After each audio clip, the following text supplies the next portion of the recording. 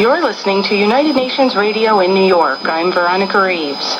Later in the program, this year's refugee crisis should not have come as a surprise to world leaders. And the head of UN Peacekeeping says the department is moving toward reform. But first, a bulletin of news from Daniel Dickinson.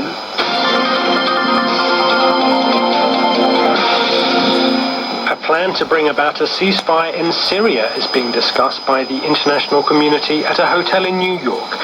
The International Syria Support Group includes the United States and Russia, which have often held opposing views on how best to solve the conflict.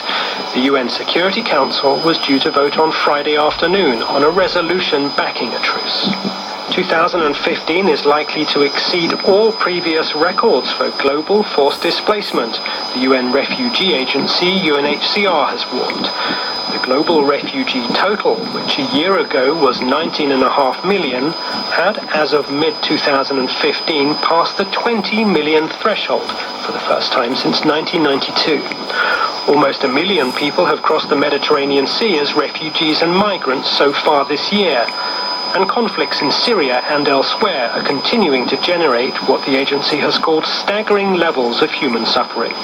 More than 380,000 children aged 7 to 15 remain out of school in 5 regions in northern Mali, the UN Children's Fund UNICEF has said.